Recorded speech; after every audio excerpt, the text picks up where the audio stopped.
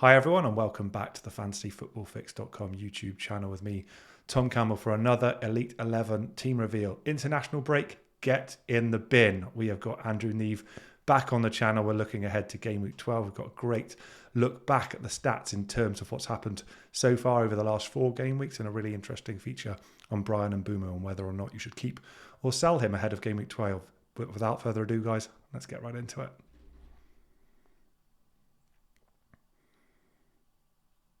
Guys, welcome back to the channel. It's been a little while. International breaks always do my head in. Third one of the season already, but we've got plain sailing now into the festive fixtures, so it's a good time to start talking FPL again. And we've got Andrew back on the channel. Welcome back, mate. How's it all been going? It's been a little while. Thanks, Tom. Yeah, I'm good. I'm kind of glad that we've got this chat, and now it's kind of forced me to get my head back into things. I always completely switch off during the international break. And I also made early transfers and for game week. God, where are we now? Even now, I made early transfers for game week 11. So I don't think I've made a transfer for the last 3 weeks. So Wow. I haven't really had much to even think about or give consideration to. So this timing's come quite nice. It's made me go, okay, well, let's start thinking about this again and get my head back in. Dude, I'm totally with you. It's been a little while. It's been a sort of check out there, and quite a lot's changed, right? The whole landscape changing with the new manager for Man United. There's going to be some talk around whether or not one asset in particular is worth bringing in, and we're going to do a little feature on Bryan Mbeumo that you've pulled together some really interesting analysis on. But before we get to that, Andrew, we're not going to look back at your Game Week 11 points. It's too far in the rearview mirror now, man. But talk to me about how the season's been going so far and how you feel like you're set up for the festive fixtures ahead of Game Week 12. Yeah, it's been quite interesting. It's been a very sort of yo-yo season. The last time we spoke was about game week 7, I think it was, and it's literally been up, down, up, down, up, down, up, down. I haven't had 2 green arrows in a row yet. It's literally been up to about 500-600k, down to about 1 million, and the exact. We can see on the graph, man. We can week. literally see on the graph. So you came on the channel with me, and what was the result of our conversation? 600,000 plummeted rank drop. We can pretty much read something into that, but then you've restored that, some. Well, yeah, that following week, I don't think I even put a full team out. The injuries just completely decimated me. I had 10 players that particular week, but I've put something in place which my transfers last week, I took a -4, and I did that to kind of put something in place to hopefully stem that yo-yo effect that I've had this season. It will mean that the gains are perhaps not as big as they have been before, but it'll definitely mean that when certain players do well, I'm not going to be, absolutely plummeting in the overall ranks. And I think my theory on that is that I've had every week so far, I've been betting against a big hitter to not come through, whether it be basically a Palmer, a Saka, or a Salah.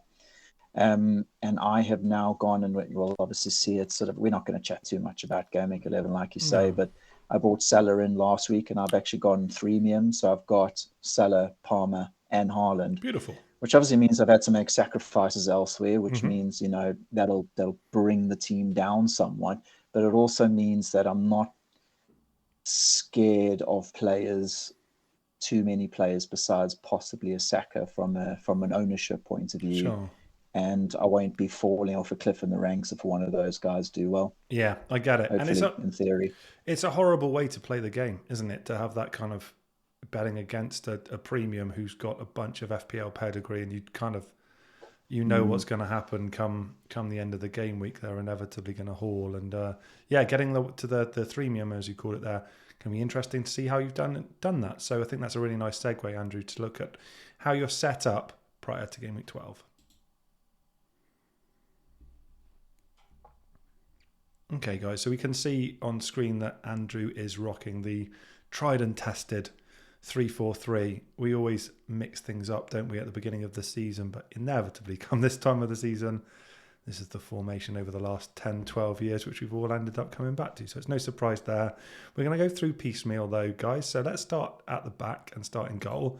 You got Raya in goal. Andrew, he's actually had a price decrease recently, and he got a nice home fixture in game week 12. What's your read on this Arsenal defence and the Arsenal defensive assets at large. Let's take Raya, Gabriel, Saliba, those type of players in as a collective. Do you still think they're worth having over this festive run? Yeah, I think so. They've obviously been very disappointing, especially given the ease of the fixtures that Arsenal have had over the last few. But they do have a nice run coming up now. They obviously had some tougher games recently, but I'm quite happy having Ray there Yeah. for the foreseeable. And a lot of players obviously will decide to go for a 4.5 keeper, but then they will have Gabriel. Now, I think you do need to have at least one of those Arsenal players in there, just simply because they're a team that you can trust more than any other in terms of their defense, even though they haven't done so well so far. But quite happy having Ray in there, and no regrets there, really. No, I can understand that. So you mentioned that you've got your skimping money somewhere to get these three players, and clearly it's not in the goalkeeper. So let's move on and take a look at the defence. And there's a few names here who are certainly budget. Then, do you want to talk us through this composition and also looking to your bench as well? You've got Rico Lewis still part of the team there. He's sitting as second substitute with the home game against Tottenham there as well. Talk me through this defensive trio and Lewis as well as an option, Andrew. How do you kind of see this shaking out? You comfortable with it? I wouldn't say comfortable. No, the defense is pretty bad, to be perfectly honest. I'm happy with it this week. Next week it looks awful, unfortunately, and it is obviously something I'm going to need to pay attention to going forward. It's I've had to skim somewhere in order to go with those big players up front, and I've largely ignored the defense this season so far, just because I've had big players in there before. I had Trent Alexander-Arnold. He was part of the -4 that I took last week in order to be able to upgrade to Salah in the midfield.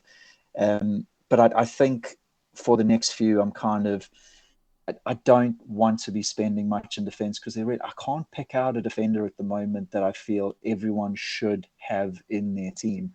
I think Vardiol's probably as close to it as anyone, maybe. But other than that, I'm not scared of any other defender or scared of not owning any other defender. So I might as well just spend as little as I feel I can get away with in defense, and try and make up for it with those players that I can trust a little bit more further up the pitch. But I am going to need to address it. Robinson will come out very soon, I'm sure. Fulham have a really tough December.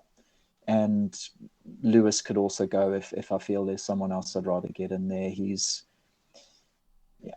been disappointing, hasn't he? I guess it depends how you look at it. Not too fussed about keeping. Rico Lewis, I mean, that the money was attractive. Thing I've talked to all of you guys, all the guests over the last several game weeks about the prospect of Lewis. I know Craig was super bullish on him in terms of, the opportunity it gave and it being an acceptable kind of risk, and you take that risk and accept it. Just on Robinson, and we'll come on and look at our stats roundup later on in the show as well, around the kind of defensive performance at a team level, and seeing that Fulham continue to impress. They've been in that top 5 for several game weeks. You do mention the tough December though, so it'll be interesting to see whether or not Robinson makes his case to stay. Let's move on though and take a look at this midfield then, Andrew. So clearly you've mentioned some premiums. So Salah and Palmer there, that's beautiful, isn't it? And then we're going to talk about Mbeumo in some detail in a moment, and Rodgers has been great there. Talk to me about Mbeumo and what prompted the analysis that's going to follow, Andrew. How comfortable are we as owners of him if the viewers of the show are owning Mbeumo right now? Yeah, we've been quite lucky in the sense that he's been a set and forget. He's been very consistent up until about 4 game weeks ago, where it was a no-brainer having him in your side. And I think a lot of managers haven't really given him much thought because of that, because for so long he's been coming through for us. But I would suspect that in the next few game weeks, a lot of us are going to be wondering whether he should still be on our side, because Brentford's fixtures turn pretty bad come game week 14. They've got a pretty bad run there. And the reason I started looking at whether he's someone I'm willing to sacrifice or not was the emergence of Bruno Fernandes, and who I would get rid of in order to bring him in. Salah, Palmer and Rodgers are going nowhere for me at the Sure. moment. There's no reason really to. Look, Rodgers, he could be any one of those sort of cheaper midfielders. I'm not saying that he's essential to having your team. I think just the way I've set up and the way he enables me having a premium, he's not going to go anywhere for me. And Aston Villa's fixtures do look really good going into the festive period. Mm-hmm. So it's Mbeumo and Johnson who are the ones that I'm going to sort of have a look at moving on eventually. And yeah, we'll have a look a little We bit will. more later, just in terms of why I think it is worth having a look and whether we should maybe, there is that possibility of moving on a little bit sooner. Yeah, I like it. And just on the Bruno Fernandes comparator there, the amount of money that people have made who got on Mbeumo early, there's not a huge difference in price between the two, right? As assets No? now, as it stands, I believe it's 8.4 to 7.9. I think that's right, certainly at the time of recording. So it's not a huge difference between the assets. So it's not quite a sideways, but it's pretty close. Okay, interesting. And we'll take a look at the stats and how Mbeumo's performed in the early part of the season versus the more recent game weeks in just a few moments. But before that, let's take a look at these forwards that you've ended up with. So you mentioned Haaland already. He stays. That we're going to talk about him in a moment. Wissa and Jimenez. Is this the combination that you think people should be gravitating towards to accommodate the 3 million, or is there anyone else in that lower bracket that you're also liking? Yeah, no, not necessarily. I think Vista and Raul have done very well recently, but they are both players that I'm quite happy to move on in the next coming game weeks. I mean, Vista for the same reason, really, as Mbeumo, just because the fixtures turn a little bit bad. And Vista does seem to be a bit more of that focal point. He seems to be the one that's getting those chances and getting in behind the opposition. Visser, when I brought him in, he was always in there for a 5-game week period. There were 3 home games, which I really, really liked of his. I think it was the Ipswich game, the Bournemouth game, and then I think in 2 weeks he plays Leicester at home. So I really wanted him for those home games. It's the away games for Brentford that I think that yet to pick up a single point away from It's home. been Brentford, bad on the they've road. been Yeah, pretty bad away yeah, from they home. have. So Yeah. I don't expect a whole lot from them against Everton, but I have to kind of bank on them. I'd rather have those two in there than perhaps a Johnson playing Man City. So those two I'm keeping in for the next two, just simply because, well, if I decide to keep Mbeumo in, just simply because of that Leicester game at home, and then they can probably both move on from about game week 14. And I think Raul, for the same reason, Fulham's fixtures turn They pretty sour, don't they? nasty Yeah. from next week, pretty much. I think this is probably his last hurrah for me. And I think the ones you're probably going to be gravitating towards are more of your Kunas and your sort of Welbeck or João Pedro, just simply because of the fixtures for them going forward. João Pedro looks interesting, doesn't he, with Brighton's fixtures improving, him coming back from that injury and impressing straight away, we believe, on penalties as well, and he's great value. I do wonder, Andrew, if I'm going to be able to talk you out of benching Johnson come the end of this video, bearing in mind your observations about Brentford. Little spoiler in terms of the Everton defence, we're going to talk around that, and we're also going to see Johnson's name appear. So I do wonder whether or not I might be able to influence this. We shall see. Stick around for that in just a few moments. Definitely think about it. Yeah, he's there at the moment, but it's just at the moment I'm just not 100% sure who it is I'm going to be benching for Johnson. It's quite a tough call. Yeah, well, we'll see. We'll see if we can at least discuss the possibility of changing this in a moment. So you've got one free transfer, Andrew, ahead of game week 12. The plan, I presume, let's assume these flags disappear and everyone is confirmed fit. Wouldn't that be nice? Is it a roll ahead of game week 12? I think my head says a roll is the option I should probably be going for, and I'd also like to go into game week 13. Will it be? Yeah, with 2 frees, just simply because my defense looks pretty bad, and then I can start looking at perhaps going Raul down to a João Pedro, for example, and then change it using that second transfer on possibly a Robinson to I don't know, a Brighton or a Newcastle or Lewis a Hall, Tomori someone like that. in the Yeah. back. Yeah. So I think the likely scenario is a roll for next week. I like the team this week. I was considering Mbeumo and Johnson to a Semenyo and Bruno Fernandes. It would just mean a -4 though. So I'm happy taking a hit when I know I'm going to have that player in for at least the next sort of 5 or 6 game weeks, so that they can pay off that hit over the next 5 or Advertise 6. that cost. Yeah. And with Bruno, I'm still just not 100% sure how long he's going to be in my team for. I think I've almost missed the boat with him a little bit. He had that great run of about 3 fixtures, still got 2 really good fixtures ahead of him. But then they've got some really tricky fixtures, United. I can't remember. It might be it's sort tough. of an Arsenal and a City, and there's some tough Newcastle, fixtures maybe. in there I think for them. So, there is. and there's unknowns there too. Obviously, we don't really know what the formation's going to be.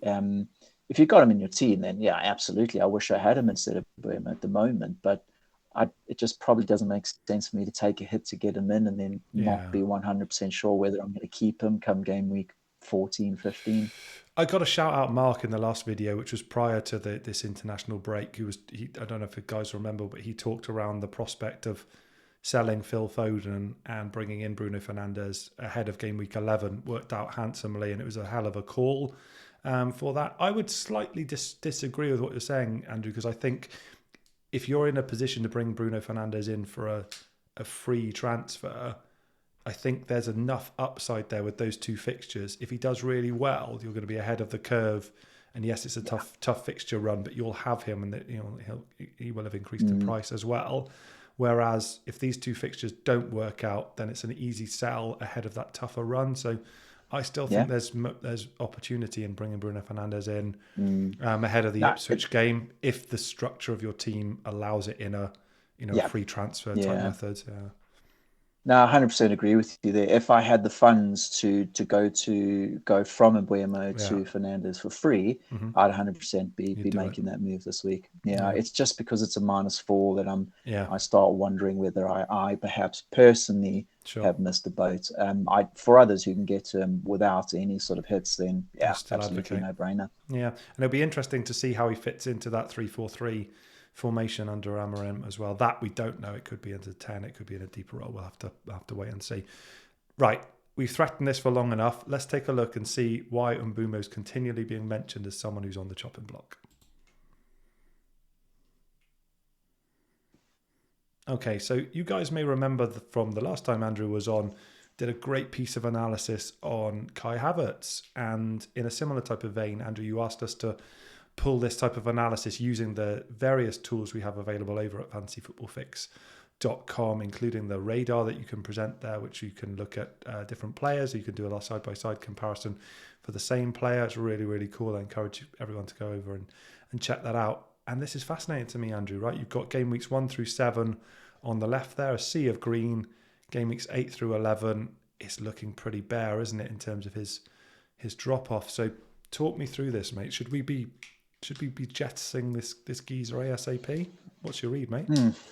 Yeah, it's an interesting one. And I think, it just comes down to your team and how you've set up. I think for myself, because I can't move on to someone that I do want now, likely to stay for the next 2, I don't think there's anything wrong with still having him for the next 2 because of the fixtures. He plays Everton and Leicester, and that Leicester home game, he can really, come clutch in that particular one. It's obviously the home games for Brentford that we really own those players. So I haven't sort of brought up these stats to go, look, you should be jumping off them straight away. But I thought it was interesting to have a look at them just simply because we are going to have to talk about them in the next few weeks because of that fixture run come game week 14 after the Leicester game. So I think Brentford in 14 go away to Aston Villa. And then they've got, it's not really until, game 23, they've got one easier game between 14 and 23, which is Southampton and 20. They've got Newcastle, Chelsea, Forest, Brighton, Arsenal, City, Liverpool. So it's a bit of a horrendous run for them. And I think we need to start wondering whether we hop off. And the reason I started looking at these stats was just simply because I was wondering whether it would be worth getting rid of him to bring in someone like a Fernandez. But yeah, it's so the last four, they were against, let's have a look. Mbeumo in the last four played United, Ipswich, Fulham, and Bournemouth. So not particularly tough games. No. And he scored all of his points in that Ipswich game where he scored 2 goals. One of them was a penalty, and the other one was a cross. It wasn't even a shot. It was that sort of freak 7th goal of the match that went in to win the game in extra time, I think it was. And just having a look at his sort of XG over the last 4, against United, it was 0.03. Against Fulham, it was literally zilch, nothing. Bournemouth 0.09. It's literally only that Ipswich game that he had any kind of XG to speak of. And I'm going to assume that's because he took a penalty and scored a penalty. So it's, disconcerting. And I'm just wondering whether for certain managers, we'll probably look at getting rid of him come game week 14 or 15 because of the fixtures. And some of you may be able to jump on a Fernandez or anyone else that you may be, interested in a little bit sooner. I think it's all about timing, isn't it? And if you can steal the march on everyone else, then you're laughing like Paul did with Isak 2 weeks ago. Perfect. Haaland down to Isak.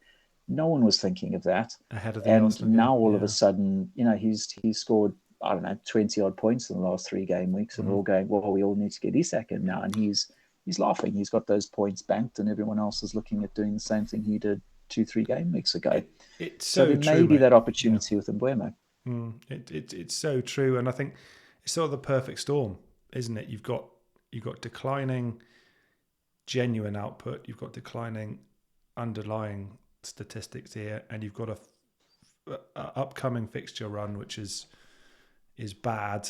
So I love it. I think it's the game within a game that we're all trying to play, of trying, like you say, get ahead of the curve, and this presents a compelling case. And look, he's made owners an awful lot of money and accrued them a lot of points. So you kind of wish him well, or don't wish him well, thank him, and move on, right? That's the game. And move him. Yeah, sometimes you've got to make these tough choices. Yeah. The Fantasy Football Fix website does obviously have those. It's easy enough to pull up all those stats for you. But what I also really like is obviously that sort of touch heat map, and when having a look at that for the same game weeks there, you could see he's gone wider over the last 4 game weeks. It's not by an awful lot, but those touches are all sort of outside of the 18-yard box, whereas before a lot more of it was central. And you could see just if you dig in a little bit deeper, his touches in the opponent's box, because he's wider now, his touches in the opponent's box in those first 7 game weeks was an average of 4.72 per 90 minutes. That's dropped down to 1.26 over the last 4 game weeks. And I wish I could pinpoint exactly why that is. And I think it's probably a combination coming back into the team. Fact that I thought of that, and I need to look at the numbers a little bit more. I don't think it purely comes down to Vissa, but it obviously has something to do with it, and the tactics slightly changing over the last 3 game weeks having Vissa back. So yeah, it's really interesting. And funnily enough, last time we looked at Havertz, he's actually dropped off a hell of a lot more. I think Havertz at least has the fixtures coming up. Arsenal's fixtures turn quite nice now.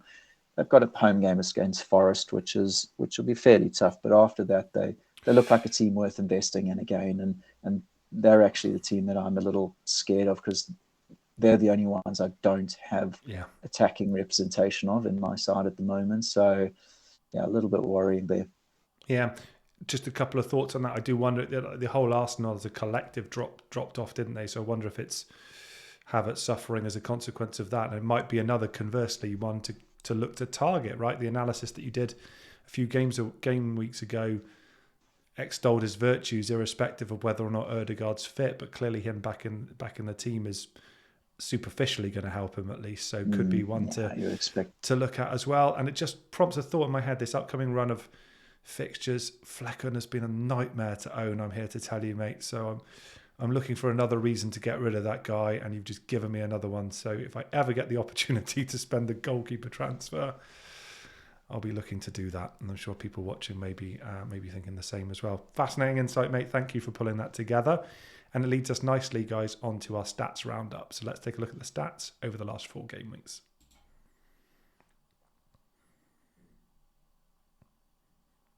Okay, guys, so we are now pretty familiar with this. This is our stats roundup from the last 4 game weeks, as I mentioned, including the team metric of the expected goals conceded. All the rest are, of course, individual stats. And look at that. And Mbeumo's name is not being featured here, is it, Andrew? It would have been pretty funny if I saw his name up in lights there after the analysis that you did, but that's not the case here. So I'm seeing a few names here I wanted to get your thoughts on. Lots of people have moved Haaland out and pissed off with him and his comparative lack of returns versus what we've been used to over the last several, I was going to say game weeks, but even longer than that. He's still pretty high up on here, right, Andrew? He's still worth holding, right? If you've got Erling Haaland. Yeah, like Haaland versus no Haaland, that's a whole nother conversation, really. I mean, we can spend ages on that particular one. I think it's a coin toss, really. I own him at the moment, and I think because I own him, I'm going to be keeping him. Yeah. If I didn't own him, I wouldn't be rushing to get him back either. So, but given the stats that we can see here and the fact that he's top for shots and expected goals, they'll come right at some stage, and I'll be happy that I have him. My worry is getting rid of him. Obviously, if you're getting rid of him, you're distributing all that money, aren't you? That's the reason why you're getting rid of him. And their fixtures, when they do, there's still a few tricky games in there for them, but we are going to want him back at some stage, and that's going to mean a good 3 to 4 transfers that you're using, which is 10% of your transfers that you have for the season, just to get him back in your side again a few game weeks later. So it's worth thinking about if you are getting rid of him. But another main reason that I am going to be keeping him is just simply because of kind of what I spoke about before in the beginning, in terms of just wanting to steady the ship a little bit and not have that highly owned player that I'm going to be trying to bet against every week. And because he's still really highly owned. I mean, it must be 65, 75% of managers own him at the moment. So when he does come right, when he does haul, the majority of those managers are going to be captaining, aren't they? And, when he comes right, I'm going to get a massive red arrow because of that. Yeah. So, and I'd like to avoid that. Obviously, that's in theory. The rest of your team is going to be stronger without him. So that could, float that a little bit for you, but I'm going to be sticking with him. I think I'm just a little bit too scared to get rid of him. If I was getting rid of him this week, it's that second man down on the expected goals that I'd probably be moving to in Isak. Looked very sharp over the last 3, and Newcastle got some nice fixtures coming up too. Yeah, here. And another name that you mentioned as well, Andrew, earlier on in the video, Bruno Fernandes. You can see him top of the attempted assists. It's been a while since we've seen his name featured there from a creativity perspective. And he also features in terms of the expected FPL points and shots. So, I mean, in terms of an FPL asset and routes to points, that's looking pretty rosy, right? So it's painting a pretty compelling case for Bruno Fernandes, like you said, if you're able to get to the guy in a kind of free transfer type mechanism, right? Absolutely. And if you're a believer of the new manager bounce there too, then we could have a little sort of, Ole Gunnar Solskjaer effect there. Ole's at the wheel, and they could be smiling. But I can't get to him straight away. I wish I could, especially as a United fan. Of course, I forgot that as well. Name on here that we talked about off camera as well, one of these budget enablers. I think you did mention him as a possible route in to free up some funds, or as an equivalent for a sort of budget midfielder. Semenyo, he is on 4 yellow cards. That should be noted as well, but he's still got some great underlying numbers here, right, as well, Andrew? Sort of someone who you're thinking about bringing in at some stage? He is, absolutely. And he is an option for Mbeumo. He's an option for Johnson if I choose to move Johnson on at any time. A player that isn't on there that I'm also kind of eyeing up in game week 14 when Mbeumo's fixtures turn bad is a certain midfielder from your side. Oh yeah, go on. So Jared Bowen is he's got a nice run of fixtures from game week 14. There's 5 games there that I just really like him. He's just one of those players I really enjoy watching, and those are the kind of players I enjoy having in my team. And there's a run of 5 fixtures from game week 14 for West Ham where I think he's worth considering, and he could be a nice straight swap for Mbeumo for guys that are considering getting rid of him then. But Semenyo, obviously, beautiful enabler, and I could next week go. I may not have the money for it next week, but if I did, save the transfer this week and have the two, then Johnson and Mbeumo could become a Semenyo and Bruno Fernandes, should I decide to go that way, and there aren't too many price rises or fallers in the meantime. Yeah, I understand. Great shout on the West Ham link as well. I'm not one to champion our prospects, but I mean, he does look great. And I remember Craig speaking last time I think he was on around the prospects of Kudos coming back from his suspension as well, who was featuring in these numbers pretty consistently as well before his red card as well. So if money's more tight, then that could be another sneaky differential to consider. Now, I wanted to talk to you about Johnson as well, Andrew. So he was sitting on your bench in terms of your bus team. Shots in the box, he's still featuring in the top 5 here. He's been a good asset for you and owners, right? And then if you look at the expected goals conceded, Branthwaite's come back into the Everton team and they are second for expected goals conceded as well. They play Brentford in game week 12. How am I doing? How's this case looking? Do you tempted to find a space for Johnson to come into the team for a porous Man City? What do you think? It's definitely consideration, because you do expect City to concede, don't you? I do. And like I said previously, I don't expect a whole lot against Everton for Brentford. So yeah, I mean, you're absolutely right. It's something I will probably need to have a look at a little bit more, just in terms of trying to justify that decision for myself. I think it's just that old school mentality of going, oh no, they're playing Man City. I shouldn't be playing if I've got someone playing against Everton. But that's just the kind of the head leading the heart, I suppose. Definitely need to have a look, and be interesting to see how it shakes out. That's City defense. Yeah. I mean, I'm likely benching Lewis this week and playing a Brentford defender. So yeah, it doesn't quite make sense thinking about it that way, does it? I'm benching Lewis because I expect them to concede. If I expect them to concede, there's a good chance Johnson's involved there. So absolutely. My powers of persuasion, guys. Well, I tell you what, that's a nice little link to say to the guys to head over to fantasyfootballfix.com and subscribe and get your push notifications if you want to follow the thoughts and changes of our elite managers as they plan their moves ahead of game week 12 and throughout the rest of the season. I think the only name that we haven't talked around on this screen, I mean, Mo Salah's name is up in lights as he always is. Probably don't need to talk to him so much, but I find it quite interesting that Crystal Palace sneak their way on here with Mateta as an expected goals prospect. Eze's in there, seems to be shooting from outside of the box, doesn't he, when you compare the shots to shots out, in the box metric there. There's nothing in Crystal Palace as a prospect, right, Andrew? This is a quirk of the data. Surely it's not something that's interesting you right now. Yeah, unfortunately, it's just not translating to actual points, is it? I was an Eze owner. I held on to him, and of course, I was gutted when he got injured because he really started looking very good, and I think he may have got an assist in that game where he was injured, or the game before. I think it was the Spurs game when they beat Spurs. I think it was. Yeah, I remember the injury. And he got injured straight away. So I was really gutted having to get rid of him, because a lot had obviously jumped off, and he was going to be a little bit of a differential for me. I liked having him in the team. So not Chris Pat, not a team I'm kind of looking at investing in any time now, especially with SA out. Yeah. No, fair enough, mate. And look, let's hope this injury curse concludes now, because you've been on the show for months and months and months, years, right? And it just seems to be following you, and my heart breaks every time you bring in someone else and they get crocked. It's like, geez, this needs to conclude.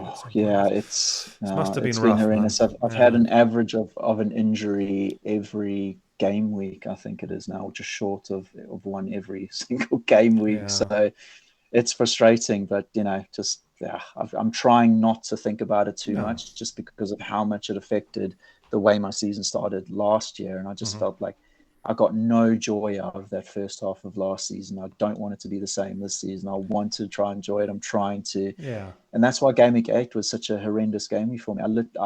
I had so many injuries and so many players that didn't rock up. That was the week I think Saka didn't play, and I only fielded 10 players that game week. I think I got like 28 points total. So yeah, hopefully that sorts itself out now. There's a lot of flags in there at the moment, but I suspect, obviously being the international break, that those will quickly fly away. I'm sure they will. Dude, it's been an absolute pleasure. I love talking to you. It's been fascinating to get your insights ahead of Game Week 12. Is there anything else that you wanted to cover before we wrap things up?